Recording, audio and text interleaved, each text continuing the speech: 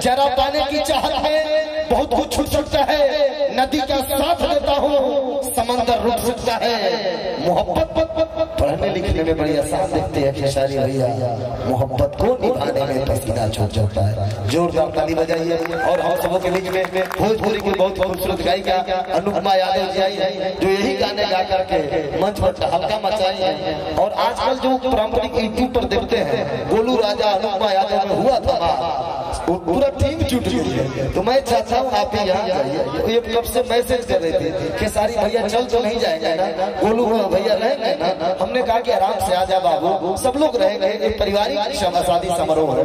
मैं चाहता हूँ इस बच्ची के लिए एक बार जो जहाँ वहीं से ताली बजा करके स्वागत कीजिए, अभिनंदन कीजिए। और मैं इस मंच के सम्मान में कहना चाहता हूँ कि हर फैसला होता नहीं, आपकी फिल्म का डायलॉग तब मैं पढ़ना चाहता हूँ कि हर फैसला होता नहीं सिक्का उछाल के, हर फैसला होता नहीं सिक्का उछाल के, ये दिल का मामला है जरा देखभाल के। मोबाइल के दौर पर आशिकों को क्या पता, रख देते हैं खत में कैसे वो कलेजा निकाल के। पहले का मोहब्बत हुआ करता था, चिट्ठी लिखाया जाता था, आज तो मोबाइल में नहाया धोया भिगोया हो गया। फेसबुक पर प्यार भाई मैसेंजर पर एक्सपायर हो गया। अब हम चाह कि खेसारी भैया अभी धमाल मचे हैं, अनुपमा यादव जी भी गई हैं, गोलू राजा भाई भी धोती से ठुमका लगाई है। रोज तू बोला ही तुम पलोक गलत है, लेकिन हम चाहते अब तीन बोला हो तो काफी अच्छा लगे। जोरदार ताली बजाई। अब तू बोला ना तीन बोला हो तो उत्सव देखिए रोहित मंगल के सुपुत्र अभिषेक भैया के शादी उत्सव में बहुत ही अच्छा माहौल, कभी जगह शांति माहौल मिजाज माहौल मिलेगा। खेसारी भैया देखेंगे। अब हम चाहते हैं धुन बजाओ और बाद आगे ये माहौल इसलिए है कि अभी तक खेसरिया कोनो वीडियो नहीं खेल बनाओ है, ये हम आवत नहीं न तबल समियाना रोहित का। हम रोहित भैया से बोले थे कि भैया कोई वीडियो मत बनाइए, भैया भी बोले कि ना बाबू हम अपने भाई को बुला रहे हैं और आपको अपने भतीजा की शादी में आना है, कार्यक्रम करने नहीं आना है, आपको न्योता करने आया है। और मैं यहाँ पे आज अपने बड़े भाई के लिए, अपने भतीजा के लिए आया हूँ, अभिषेक के लिए। और मैं ही नहीं पूरा भोजपुरी समाज आया है यहाँ पे। एक से एक हीरोइनें आई हैं, हमारे प्रोड्यूसर साहब आए हैं, खाली वो डायरेक्टर नहीं है, नहीं तो यही जगह आज दूसर फिल्म बन जाता था। दूसर फिल्म मैंने वो है भोजपुरी है। तू लो मर्द गजब तू लो हंस के अश्लील कर देता रहा। हम उसे अभद्र नहीं बोलते, कि लो हंस के ओकरा का अश्लील बना देता है।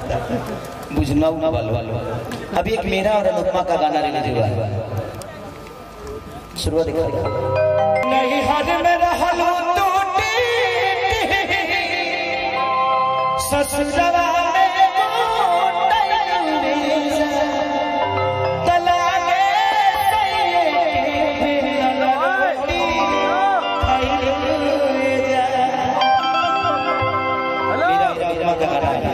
कि पहले से ज्यादा लगिले सुना तो ये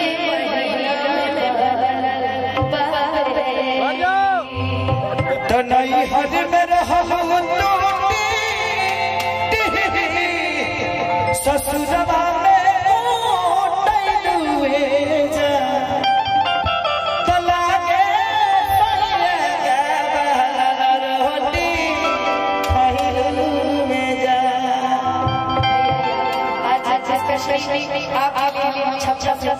हुए आ रहे हैं। आज कार्यक्रम कहा था, लेकिन आज जितने भी लोग हमारे सोनू भैया, हमारे भैया, सबको थैंक यू। हम आपके साथ चाहते हैं कि गाना चाहते हैं, जिसकी वजह से आज भोजपुरी पहचान रहा है। और भैया हो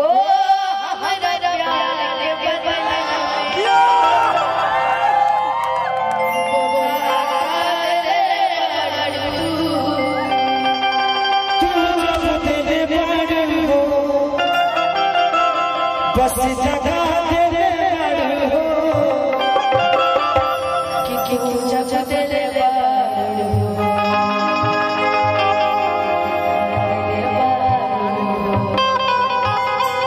कि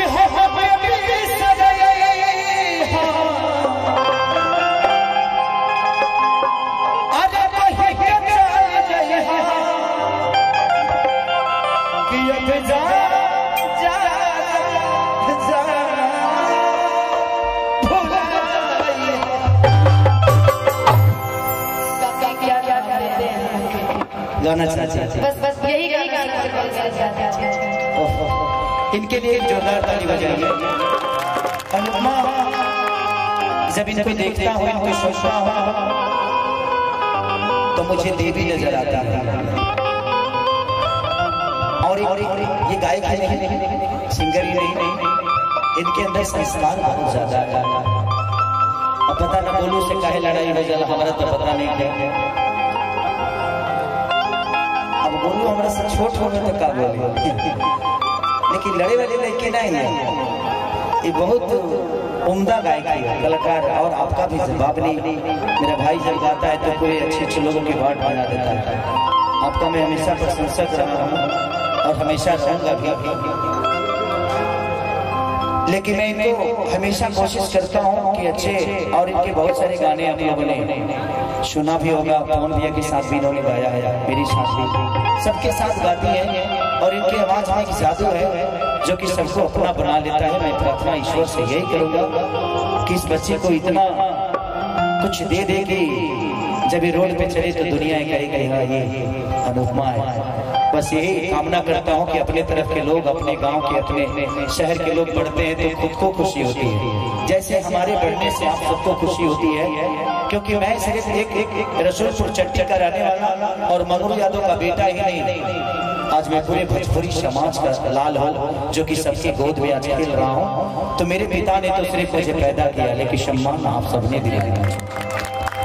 तो मैं कोशिश करता हूँ कि हर बार, चाहे वो दुख हो सुख हो, अपने भाइयों के लिए, अपने पिता के लिए, अपने माँ के लिए, क्योंकि आज मेरी माँ सिर्फ मेरी नहीं, आज पूरे भोजपुरी समाज की हर औरत मेरी माँ की तरह है, मेरी भाभी की तरह है, मेरी बहन की तरह है। तो कोशिश करता है यही आदमी कि अच्छी चीजों को करके अपने लोगों के बीच में अपना सम्मान कायम रखे।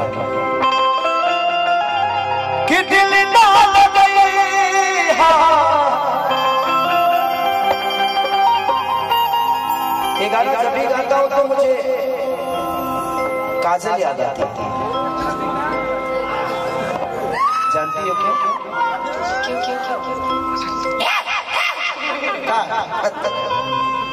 इसलिए कि इस गाने का उत्पत्ति वहीं से हुआ था।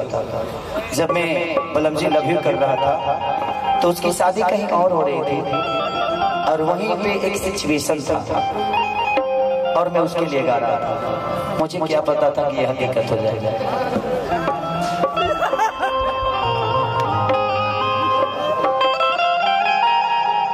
नहीं, किसी को ब्लेम नहीं लगाना चाहिए, हर चीज का समय होता है। ये आज स्टेज बना हुआ है, कल ये उजड़ जाएगा। ये लाइट लगी हुई है, कल कहीं और लगेगा। तो इसमें दोषी कोई नहीं होता, ना मैं ना आप। ये समय है, सिचुएशन है जो लोगों को एक करता है और वही सिचुएशन लोगों को अलग भी कर देता है। तो कोई दोषी नहीं होता है, वो समय कराता है और इंसान को एंजॉय करना चाहिए उस हर चीजों को।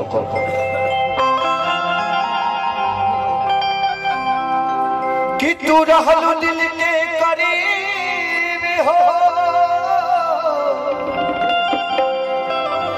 कि तहरा प्यार में पड़ गइल है छपरा के गरीब हो, कि प्यारी रहे हमारी खैलू क्रिया कसम हो, कि तुहरा सिवा देखने न केहू के हम हो, कि दिल ना लगैहा, कि दिल ना लगैहा, फिर जाइहा अब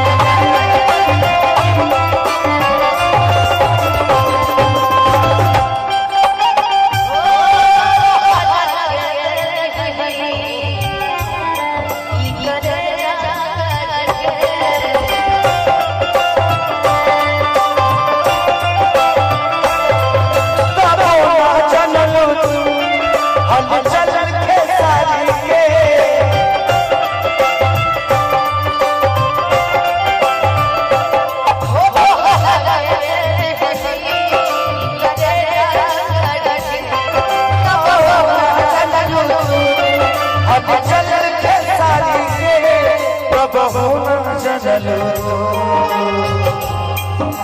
हल चल सारी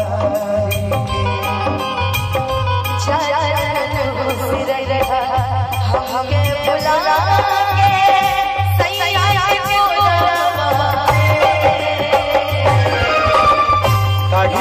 करे जवा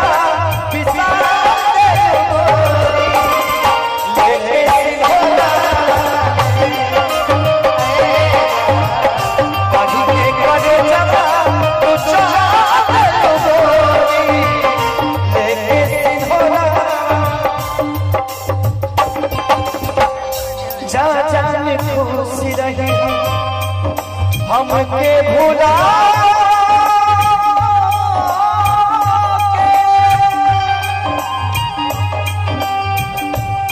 जाने खुशी रही हमके भूला